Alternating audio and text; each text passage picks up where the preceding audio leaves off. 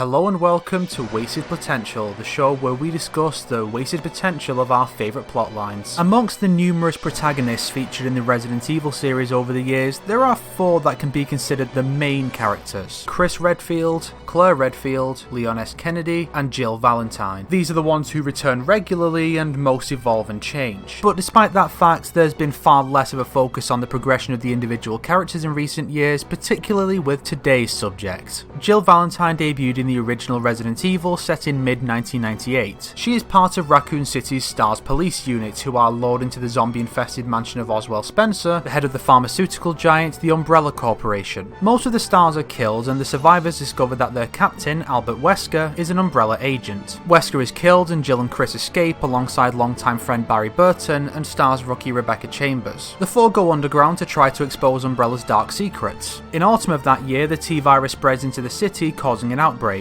Jill gets caught up in the outbreak in Resident Evil 3, becoming the first character to appear twice, and the first to be the main protagonist of an RE game. Jill manages to escape the city shortly after Claire does with Leon and Sherry Birkin, just before the city is destroyed to contain the virus. In December, Claire is captured by Umbrella while searching for her brother. She is able to get a message to Chris, and he drops everything to go and save her. During this mission, Chris learns that Wesker is now alive again and has gained superhuman strength and agility from an experimental virus. The fight against Umbrella continues until 2003, when Chris and Jill lead a raid on Umbrella's facility in Russia, finally obtaining the evidence they need to take them down. They then help form the Bioterrorism Security Assessment Alliance. In 2005, Chris goes missing on a mission, apparently, so Jill immediately goes to save him and contact is lost with her. Chris learns about this and drops out of his own mission to travel halfway around the world to save her. In 2006, Chris and Jill finally learn Spencer's location and head to his castle, only to find that Wesker has already killed him. In the ensuing fight, Chris is almost killed by Wesker, but Jill tackles him out the window to their presumed deaths. The bodies are never found, so Chris never gives up hope that Jill is alive. This leads to Resident Evil 5 in 2009. Chris is dispatched to Africa, where Wesker has resurfaced and is planning a global biohazard. Upon finally catching up with him, Chris and new partner Sheva discover that Jill is now working as Wesker's enforcer under the influence of a mind-controlling drug. Chris and Sheva are able to get the device off of Jill and take down Wesker for good. This brings us to Resident Evil 6, set in December 2012 and July 2013. Chris's story opens with his current partner, Piers Nivens, finding a drunken amnesiac Chris in a bar in Eastern Europe.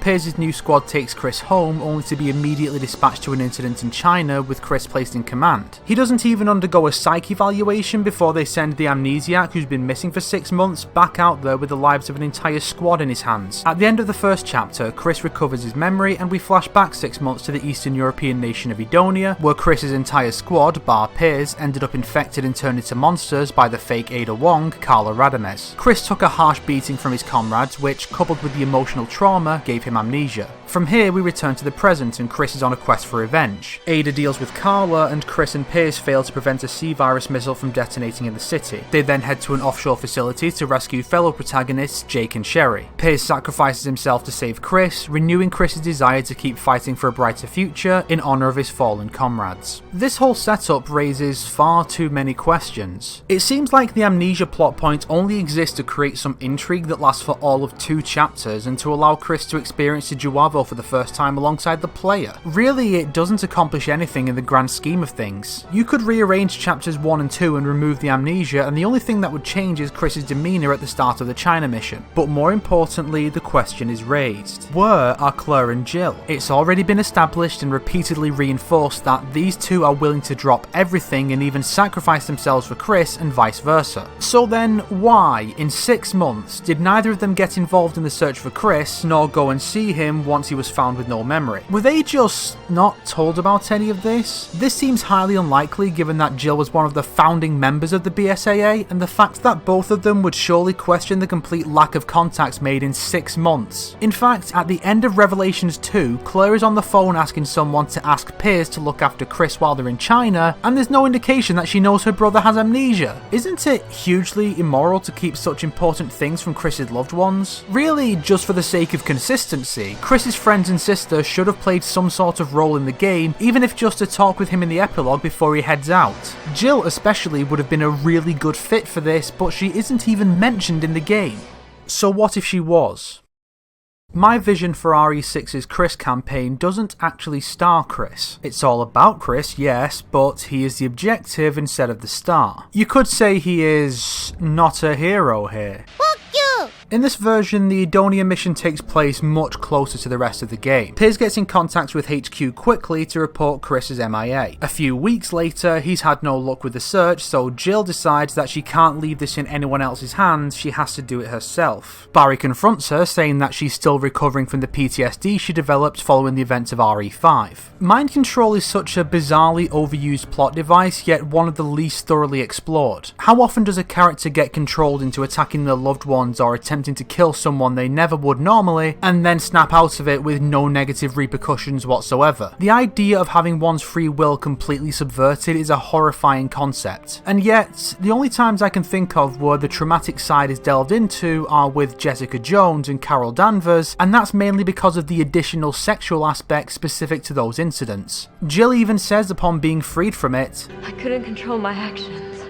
Oh my god, I was still aware. She was still aware of her actions, not a mindless puppet, not blank until she wakes up and remembers everything, trapped inside her own body for up to 3 years as it was used to infect innocent people, and tried to kill her closest friend while she was powerless to stop it. PTSD is the very least one could expect to take away after all that. Maybe this would have been explored if Jill had actually appeared since 2009? Yeah, the series timeline has reached 2017 and she's not even been mentioned since. Her only appearances since RE5 almost a decade ago have been in prequels and crossovers. It's ridiculous. Anyway, back to my version. Jill is adamant about going and Barry knows that he can't stop her. This is Chris and Jill we're dealing with. Instead, he insists on accompanying her. Jill knows Barry will be a big help, especially if she does have an episode while she's in the field. The subject of Claire is also brought up, as both know she won't be any less determined to go than Jill. In the end, all three head out to find Chris. They are ambushed on the way to meet up with Piers and have to fight their way through the streets. Upon meeting Piers, he explains what's happened so far, giving us a largely unaltered Chapter 2, but with Chris's sudden disappearance actually being explained. In the actual game, we last see Chris passing out from his injuries as Piers slowly drags him away from the transformed squad mates bearing down on them. How did they get out of this, and where was Piers when Chris woke up with no memory and walked away? I'd explain that Piers found a hole in the wall too small for the enemy to pursue through and escaped through that, taking Chris to a nearby abandoned apartment. While waiting for backup, Piers left to get some supplies, to fight off some nearby raiding Juavo, or to put his comrades out of their misery. Chris presumably woke up during this time and, scared and alone, ran off. Chapter 3 continues in Edonia. China's streets are used perhaps a bit too much in RE6, with not far off half of the chapters taking place there, while Edonia, Tall Oaks and a few facilities share the rest. So having another Edonia chapter might help lessen this overexposure. The four continue the search and eventually uncover some evidence to suggest that Chris is now in China, so they head there. Chapter 4 has them getting caught up in an ongoing BSAA mission to deal with the Juavo, maybe briefly meeting up with another notable BSAA member along the way, like Quint, Sheva, or even Rebecca. They eventually catch up with Chris, who has amnesia and is being manipulated by Alex Wesker. Resi 5 introduced the idea of the Wesker children, a group of children who had been experimented on, with the most prominent, of course, being Albert. The only other one confirmed at the time to still be alive was Alex, who later appeared as the main antagonist of Revelations 2. So let's imagine that instead she is part of this story and has an interest in her brother's son, Jake Mueller, as well as the man who killed Albert, Chris Redfield. During the subsequent standoff, Jill and Barry have to fight Chris and Alex. Jill, who has been having the odd episode here and there, has a full-on PTSD flashback here, seeing Barry as Wesker, Alex as Sheva, and herself and Chris in their Resi 5 forms. We either play that RE5 boss fight from the other perspective, or it's just a cutscene depending on how well a gunfight can be worked out in gameplay. Jill ends up going too far, falling back into the state of mind she was in back then, utterly compelled to kill Chris until Barry holds her back, allowing Alex and Chris to retreat. Piers and Claire are probably off in a jet trying to stop the C-Virus missile as in the real game, ending with the same result. In Chapter 5, the four pursue Chris and Alex to the offshore facility. If Sherry and Jake are here, Claire meets up with Sherry and is impressed by how much she's grown since Raccoon City. Jill has to finally face up to her PTSD as she has one last battle with Chris, Chris, borrowing the mechanic of calling out to our manipulated partner from RE5. Jill is able to get through to Chris and his memory is restored, at least enough for him to remember who these people are and what they mean to him. Now a team of 5, the heroes take down the mutated Alex and escape. Maybe Piers meets the same fate as in the actual game, but otherwise it's a happy ending. Having been manipulated by a Wesker, Chris is now better able to relate to what Jill went through, and she is able to find closure on those events after repaying Chris for him saving her back then. We end on a more positive note as Jill makes a joke about her chest scar, saying that she can't wear tube tops anymore, and maybe they finally become a couple, maybe not, but it's a happy ending for the storyline. But most importantly, we would finally get to see Jill and Claire interact, because we have never seen that before. Claire and Barry happened before Claire and Jill. It's madness!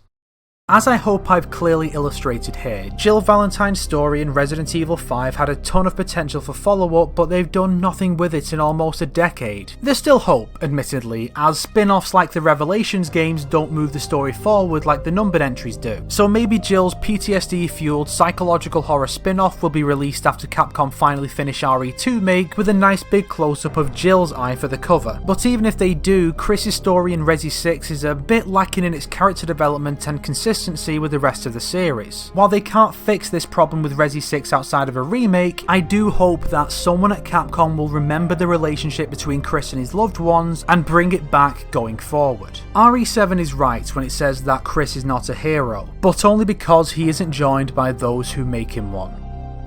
If you liked this video, why not subscribe and support me on Patreon like these fine people here? If not, then make sure to share it with your enemies so they too can get mind controlled by Wesker.